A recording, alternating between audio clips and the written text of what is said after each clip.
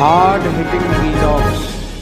Hello viewers, भाई आज के हमारे वीडियो का टॉपिक है 10वीं और 12वीं बोर्ड के एग्ज़ाम साल में 2 बार होंगे। जिसमें ज़्यादा नंबर आएंगे उसे गिना जाएगा। अगले सत्र से लागू होगा नया पैटर्न। दोस्तों, एक बार होने वाली बोर्ड परीक्षाएं अब 2 बार होंगी। दोनों एग्ज़ाम में से जिसमें स्टूडेंट के ज़्यादा नंबर आएंगे उसे गिना जाएगा। ये फैसला बुधवार को नई राष्ट्रीय शिक्षा नीति को लेकर हुई बैठक में लिया गया। केंद्रीय शिक्षा मंत्री धर्मेंद्र प्रधान के मुताबिक नई राष्ट्रीय शिक्षा नीति 2020 के तहत बोर्ड परीक्षाओं का नया ढांचा तैयार हो गया है। 2024 के शिक्षा सत्र में किताबें भी इसी के हिसाब से तैयार होंगी। दोस्तों, इस नए पैटर्न का मकसद है कि बच्चों का फोकस विषयों पर बना रहे। माना जा रहा है कि जल्द राज्यों के बोर्ड इस बारे में निर्देश जारी कर सकते हैं।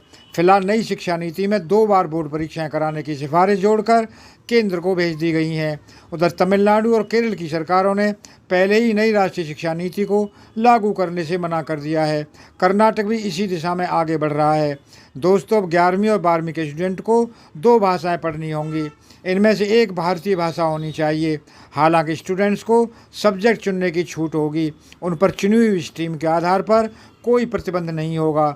शिक्षा मंत्रालय ने बताया कि एकेडमिक सेशन 2024 के लिए किताबों में भी बदलाव किया जा रहा है। किताबों में भारी भरकम सिलेबस भी नहीं रखा जाएगा। किताबों की कीमतें भी कम रखी जाएंगी। नया सिलेबस न्यू एजुकेशन पॉलिसी 2020 को ध्यान में रखकर तैयार किया जाएगा। स्कूल बोर्ड कोर्स पूरा होने पर ऑन डिमांड एग्ज़ाम कराने की मांग कर सकेंगे। इन बदलावों के पीछे का उद्देश्य स्टूडेंट को महीनों तक बोर्ड परीक्षाओं की तैयारी करने के मुकाबले उनकी समझ और उपलब्धि का आकलन करना है। दोस्तों, अब बताते हैं आपको कि 2 बार एग्ज़ाम क्यों। नंबर 1, 2 बार बोर्ड परीक्षाओं को लेकर कुछ तर्क भी दिए गए हैं। इसके मुताबिक इससे बच्चे अपनी तैयारियों का मूल्यांकन खुद कर सकेंगे। नंबर 2, उन्हें एक ही सब्जेक्ट या उससे जुड़े तथ्यों को साल भर याद रखने की ज़रूरत नहीं पड़ेगी, इसलिए नई किताबें भी तैयार कराई जा रही हैं।